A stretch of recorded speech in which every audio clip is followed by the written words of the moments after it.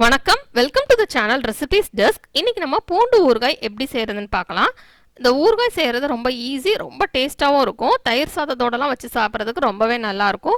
First இந்த ஊறுகாய் செய்யறதுக்கு என்னென்ன பொருட்கள் தேவைன்னு பார்த்துடலாம். அதுக்கப்புறம் எப்படி செய்யறது அப்படின்றது இந்த வீடியோவில் பார்க்கலாம். அதுக்கு முன்னால் இந்த ரெசிபீஸ் டெஸ்க் சேனலை நீங்கள் இன்னும் சப்ஸ்கிரைப் பண்ணல அப்படின்னா red colour subscribe button click பண்ணிட்டு பக்கத்தில் இருக்கிற இந்த பெல் ஐக்கான் ப்ரெஸ் பண்ணிக்கோங்க. அப்போ தான் இனிமேல் போடுற வீடியோஸ் எல்லாமே உங்களுக்கு உடனுக்குடன் கிடைக்கும். எதையுமே மிஸ் பண்ணாமல் இன்ஸ்டண்ட்டாக பார்க்க முடியும்.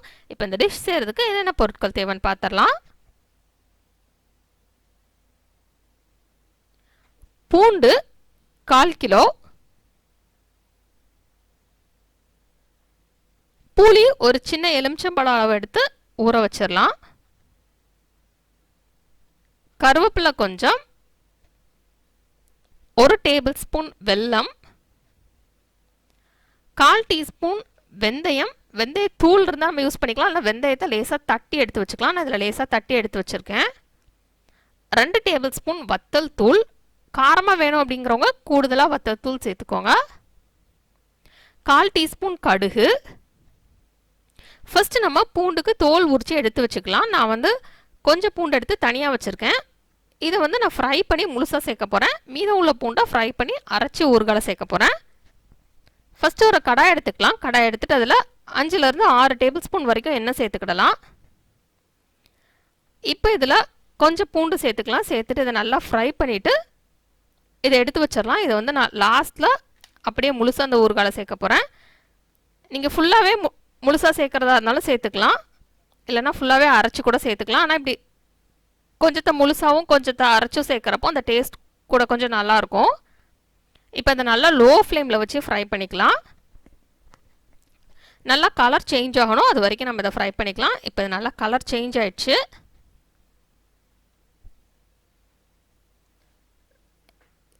இது நல்லா ஃப்ரை ஆனதுக்கப்புறம் நம்ம இதை அப்படியே ஒரு பிளேட்டில் ட்ரான்ஸ்ஃபர் பண்ணிடலாம். இது நல்லா ஃப்ரை ஆகணும். பூண்டு நல்லா ஃப்ரை ஆகலை அப்படின்னா சீக்கிரத்தில் கெட்டு போயிடும். அதனால் இதை நல்லா ஃப்ரை பண்ணிடலாம். இந்த பூண்டு ஈரத்தன்மைலாம் போய் நல்லா கலர் சேஞ்ச் ஆகி வரணும், அது வரைக்கும் நம்ம இதை ஃப்ரை பண்ணிடலாம். இந்த மாதிரி நல்லா ஃப்ரை ஆகிருக்கணும். இப்போ இதை தனியாக எடுத்து வச்சிடலாம்.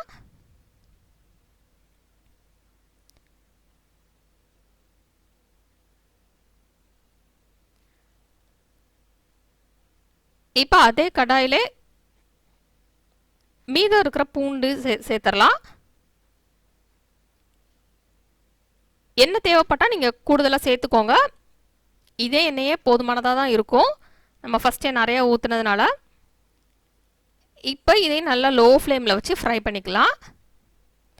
இது ஃப்ரை ஆனதுக்கப்புறம் இதை நம்ம தனியாக எடுத்து வச்சு அரைச்சிடலாம்.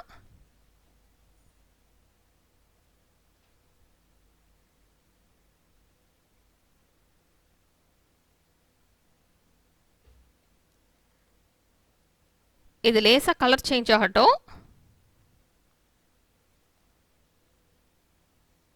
இது ஃப்ரை பண்ணுறப்போ ஃபுல்லாக நல்லா லோ ஃப்ளேமில் வச்சு ஃப்ரை பண்ணிக்கலாம்.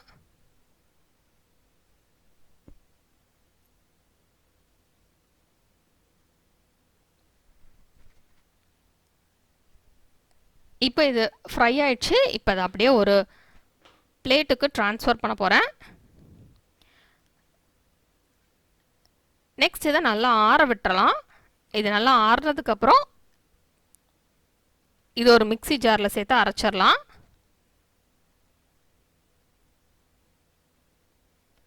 இதுக்கு தண்ணியெல்லாம் எதுவும் விடக்கூடாது, தண்ணி விடாமல் தான் அரைக்கணும்.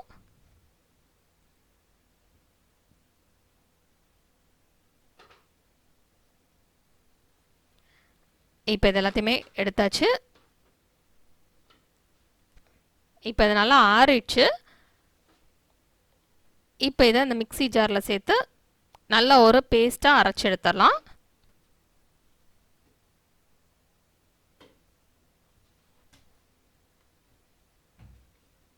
நல்லா ஒரு ட்ரையான ஜார் எடுத்து அரைச்சிக்கலாம், தண்ணியெல்லாம் இதுக்கு சேர்க்கக்கூடாது.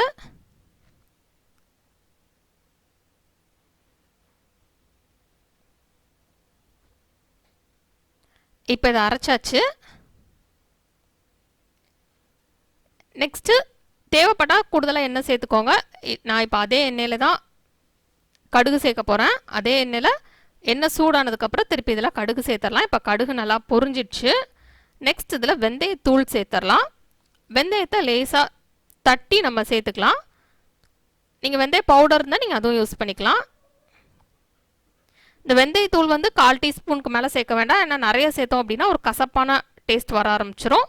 அதனால் 1/4 டீஸ்பூன் சேர்த்தா கரெக்டாக இருக்கும். இந்த வெந்தயத்தூள் சேர்க்குறப்ப நல்லா ஒரு ஃப்ளேவர் கிடைக்கும். நெக்ஸ்ட் இதில் நம்ம அரைச்சி வச்சுருக்கிற அந்த பூண்டு பேஸ்ட் சேர்த்துடலாம். சேர்த்துட்டு இதை நல்லா ஃப்ரை பண்ணிடலாம். இதை நல்லா கைவிடாமல் ஃப்ரை பண்ணணும். நல்லா இது எண்ணெயில் நல்லா ஃப்ரை ஆகணும். இப்போ இதில் கருவேப்பிலை சேர்த்து ஃப்ரை பண்ணிடலாம். இது நீங்கள் நான்ஸ்டிக் பாத்திரத்தில் செஞ்சீங்க அப்படின்னா கொஞ்சம் ஈஸியாக இருக்கும், ஒட்டாமல் வரும். இல்லைனா நம்ம கொஞ்சம் கூடுதலாக எண்ணெய் சேர்த்துட்டு கைவிடாமல் ஃப்ரை பண்ணிகிட்டே இருக்கணும். அதெல்லாம் டக்குன்னு அடி பிடிச்சிரும்.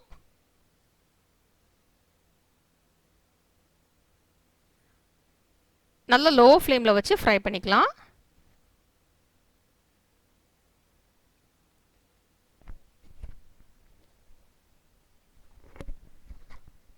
ஒரு நிமிஷம் நம்ம இதை ஃப்ரை பண்ணிக்கலாம். ஆல்ரெடி நம்ம இதை ஃப்ரை பண்ணி தான் அரைச்சிருக்கோம். அதனால் ஒரு நிமிஷம் மட்டும் இதை ஃப்ரை பண்ணால் போதும். இது ஃப்ரை ஆனதுக்கப்புறம் இதில் வத்தல் தூள் சேர்த்துடலாம்.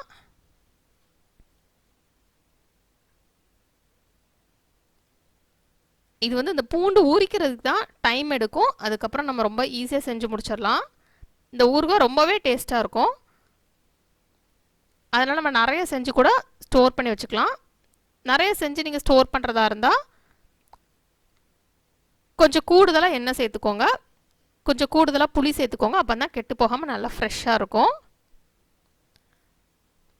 இப்போ இதில் வத்தல் தூள் சேர்த்தாச்சு. இப்போ இதை நல்லா மிக்ஸ் பண்ணிடலாம். நல்லா காரமாக வேணும் அப்படிங்கிறவங்க கூடுதலாக வத்தல் தூள் சேர்த்துக்கலாம்.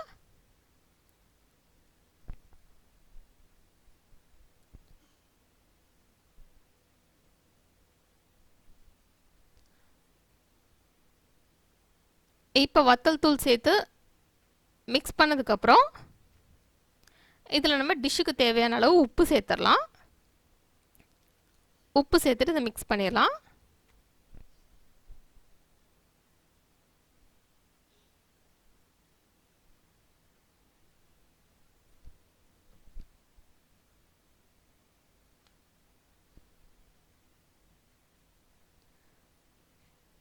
இப்போ இதை மிக்ஸ் பண்ணியாச்சு.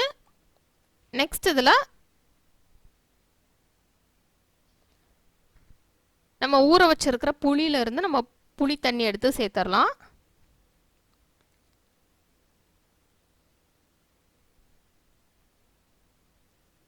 இப்போ புளி தண்ணி சேர்த்துட்டு இதை நல்லா மிக்ஸ் பண்ணிடலாம்.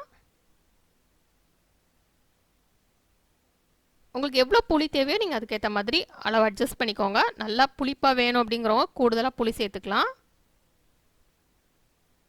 நம்ம இதில் வந்து எந்த ஆர்டிஃபிஷியல் ப்ரிசர்வேட்டிவ் எதுவுமே யூஸ் பண்ணலை. அதனால் கூட கொஞ்ச நாள் ஸ்டோர் பண்ணி வைக்கணும்னு நினைக்கிறவங்க வந்து நல்லா புளி நிறையா சேர்த்துட்டு எண்ணெய் கூடுதலாக சேர்த்துட்டு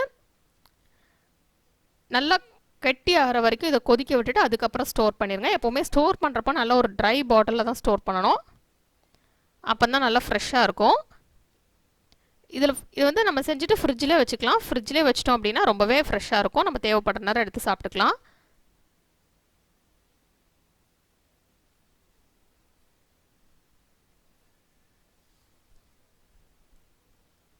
இப்போ இது நல்லா மிக்ஸ் பண்ணியாச்சு.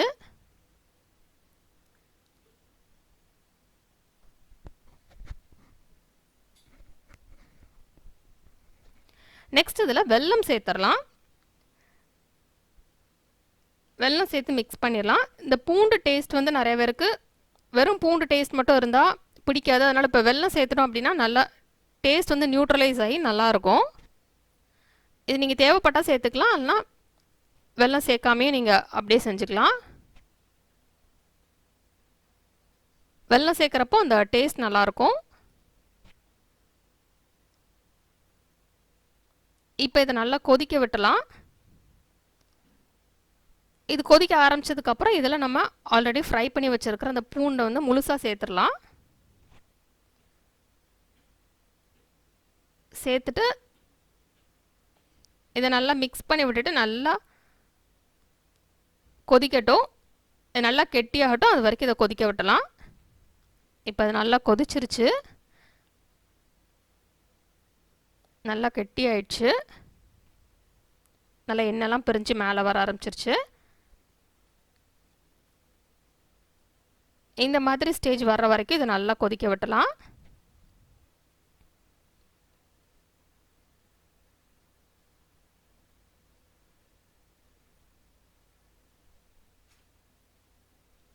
இப்போ இப்படி நல்லா கொதிச்சதுக்கப்புறம் நம்ம ஸ்டவ் ஆஃப் பண்ணிடலாம்.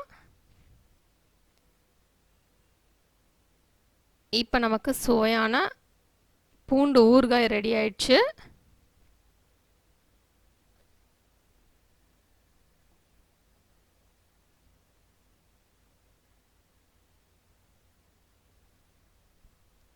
இதை நல்லா ஆற விட்டுறலாம். இது நல்லா ஆறுனதுக்கப்புறம் நம்ம ஒரு கிளாஸ் ஜார்லேயோ இல்லைனா செராமிக் ஜார்லேயோ நம்ம எடுத்து வச்சுக்கலாம். இப்போ பார்த்திங்கன்னா சுவையான ஊறுகாய் தயார். இது நல்லா ஆறுனதுக்கப்புறம் எடுத்து வைங்க, அப்போ தான் அது கெட்டு போகாமல் நல்லா ஃப்ரெஷ்ஷாக இருக்கும். இந்த ரெசிபியை நீங்கள் வீட்டில் ட்ரை பண்ணி பாருங்கள். இந்த ரெசிபி உங்களுக்கு பிடிச்சிருந்ததுன்னா லைக் பட்டன் கிளிக் பண்ணுங்கள், உங்கள் ஃப்ரெண்ட்ஸோட இந்த ரெசிபியை ஷேர் பண்ணுங்கள். மறக்காமல் இந்த சேனலுக்கு சப்ஸ்கிரைப் பண்ணிவிட்டு பக்கத்தில் இருக்கிற அந்த பெல் ஐக்கான் ப்ரெஸ் பண்ணிக்கோங்க. அப்போ தான் நான் இனிமேல் போடுற வீடியோஸ் எல்லாமே உங்களுக்கு உடனுக்குடன் கிடைக்கும். எதையுமே மிஸ் பண்ணாமல் இன்ஸ்டண்ட்டாக பார்க்க முடியும். இந்த ரெசிபியை பார்த்ததுக்கு ரொம்ப நன்றி. தொடர்ந்து இந்த சேனலோட இணைந்தீர்கள் புதிய ரெசிபிகளுக்காக. இந்த பூண்டு ஊறுகாய் ரெசிபியை ட்ரை பண்ணிவிட்டு எப்படி வந்திருக்கு அப்படின்றத கீழே உள்ள கமெண்ட்ஸ் பாக்ஸில் மறக்காமல் எனக்கு சொல்லுங்கள்.